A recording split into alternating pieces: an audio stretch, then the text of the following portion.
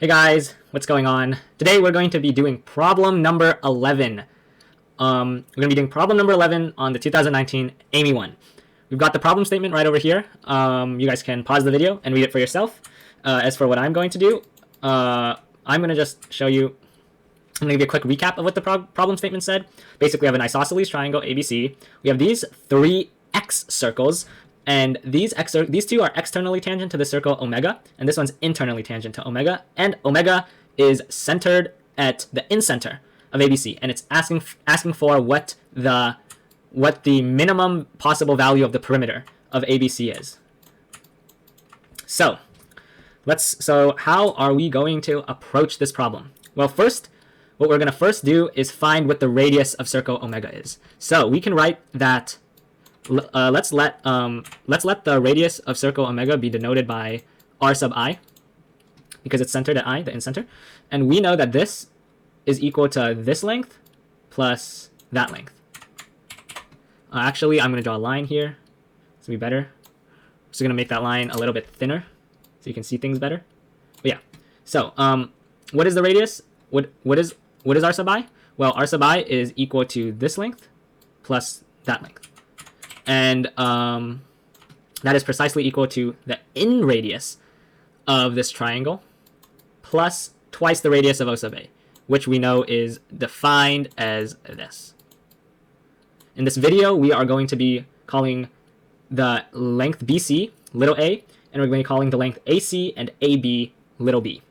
So we know that the radius of circle omega can be written as this, which means we can figure out what the length IOB is, and I am going to draw that line so we can visualize it a little better. We can find what this length is, and let's write that down. IOB can be written as the radius of circle omega, this length, plus this length over here, plus the radius of circle OB, which is equal to this. Sorry, that is incorrect.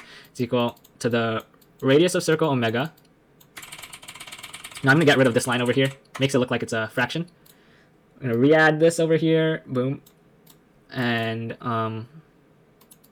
so IOB, this length, can be written as this radius, this value over here, r plus 2rs over s minus a. And then we add the radius of this circle, which we know can be written as this.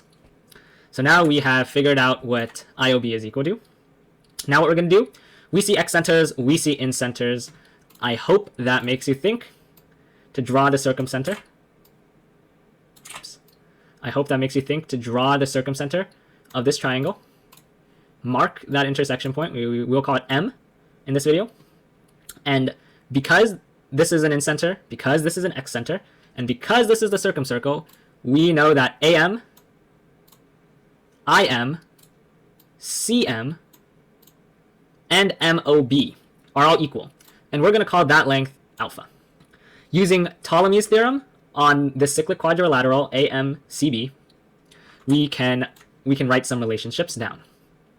So Ptolemies' theorem tells us that this length times this length, which is equal to B times alpha, plus this length times this length, which is equal to A times alpha, is equal to the product of the diagonals, which is this length, IB plus alpha times this length, which is B. So B times alpha plus A times alpha is IB times B plus B times alpha. You can cross those out, and now we can solve for what alpha is equal to. Alpha is equal to B over A times IB, which means we know that IOB, which is equal to 2 alpha, is equal to 2b over a times IB.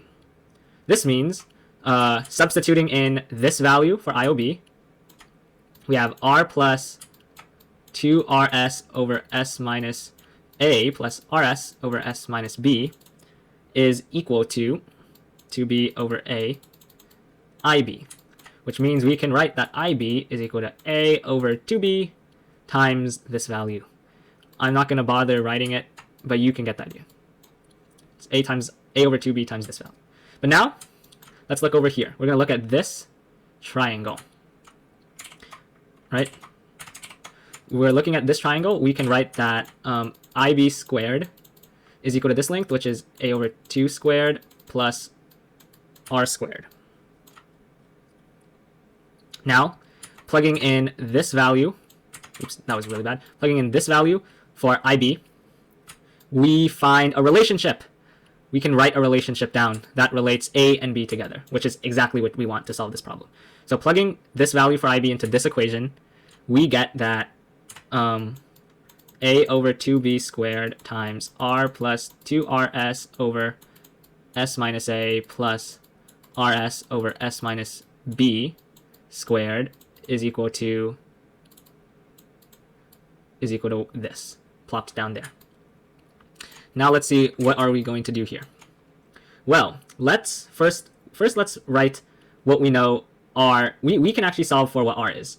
Well, we can write what R is in terms of S, A, and B. Because of Heron's formula, we know that S times R is equal to this, S minus A times S minus B squared. Remember, it's isosceles, so we can do it like this. Dividing both sides by S, remember to square this when we're putting it under the square root, we get something that looks like this. So we have a value for R. Now, let's look at this. Each of these terms have an R. So we can factor out an R. We can factor out an R squared, in fact.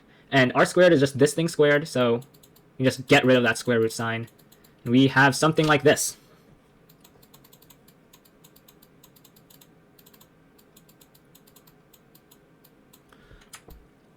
This is what this is equal to, and this is still equal to that. So I'll just write that down over here. It's still equal to this value, which is equal to A squared over 4 plus, we have another R squared, we substitute this in. You just have another one of these terms. Now what we're going to do, oops. Now because S is the semiperimeter of this triangle, we can write S as 2B, oops. We can write S as 2B plus A over 2, or B plus A over 2. And now we can substitute this value of S for wherever we see S in this equation. So I'll make it a little bit smaller. A over 2B squared. Let's look here. B plus A over 2 minus A is B minus A over 2. S minus B is just simply A over 2, and we're squaring that. And then on the denominator, we have B plus A over 2. Substituting in here, we have 1 plus, what's 2 times S? 2B plus A. What's S minus A? B minus A over 2. What is S? B plus A over 2. And what is S minus B? It's just simply A over 2. Is equal to A squared over 4. Remember, what we're adding here is just this term, which now can be written as this term.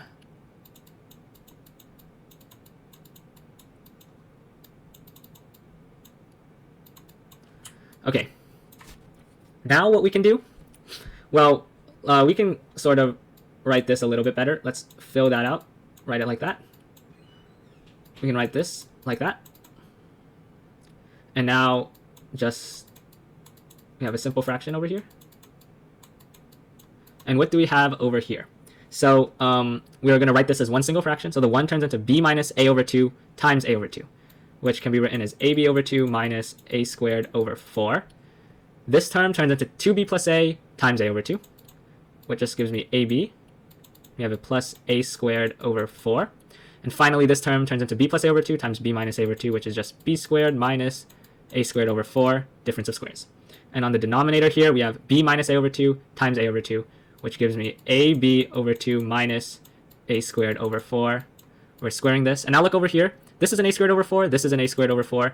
We can factor an A squared over 4 out. And this gives us a 1 plus B minus A over 2 over B plus A over 2. We're really getting... This doesn't really look like it's going too well, but things are going to simplify. First, let's notice A squared over 4 term on this side of the equation, A squared over 4 term on this side of the equation. We can just cross those guys out. And now I'm going to turn my attention to here on this inside part. What do we see? We see a positive A squared. Oh, sorry, this is not an A squared over 4. This is an A squared over 2, right? A times A over 2 is A squared over 2. So we see an A squared over 2 term, and we see 2 negative A squared over 4 terms. Those guys cancel out. So now rewriting this, throwing that back on there.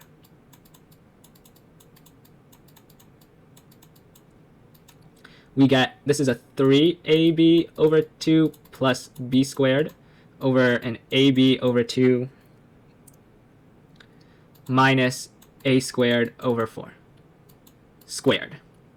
And looking over here, this we're going to write this as a single fraction. This becomes b plus a over 2 over b plus a over 2. When we're adding it with this, the a over 2's cancel out, and we are left with a 2b over a b plus a over 2. Now, it looks like we really are getting somewhere. We see these two on the denominator. Those cancel out. And now notice, we can factor out a b squared on the top here, and we can factor out an a squared on the bottom here. Well, we can factor out a b and an a, but since this term is squared, when we bring them outside, they become b squared over a squared. So what do we have over here? A squared over 4b squared times b minus a over 2 over 1 times a b squared over a squared. And what do we have on the inside? Well, we have 3a over 2 plus b over b over 2 minus a over 4. And we're squaring it. And this just becomes a 2b on this side. Nice and simple. Notice here, these cancel out. So we really are getting somewhere. Now, what are we going to do? We're going to try to get rid of these fractions in this fraction, make it slightly less complex by multiplying top and bottom by 2, which leaves me with this. And even better here, we can cancel out this. We can't entirely cancel out this, but now instead of this being squared, this becomes a single term. So this isn't squared anymore. It's only this inside part that's squared. So now we're going to be multiplying 4 times b minus a over 2 by both sides to get rid of the fraction, and we are left with this. Expanding this, expanding this is pretty simple. We get this value. And on this side, we get an 8b squared, and we get a minus 4ab. Now, moving things onto one side, what do we get here? We get an a squared plus 16ab minus 4b squared is equal to 0. This is factorable as 9a minus 2b times a plus 2b is equal to 0. Looking at it like this, for this to equal 0, either a is equal to negative 2b, which is impossible because remember, a and b are both lengths of this triangle, and you can't really have a negative length of a triangle. So therefore, 9a has to equal 2b. We can write b is equal to 9 halves a. Clearly, for a and b to be integers and to be as small as possible, we must have a is equal to 2 and b equals 9. And well, the perimeter is just 2 times 9 plus 2, which gives us 20, which is the answer.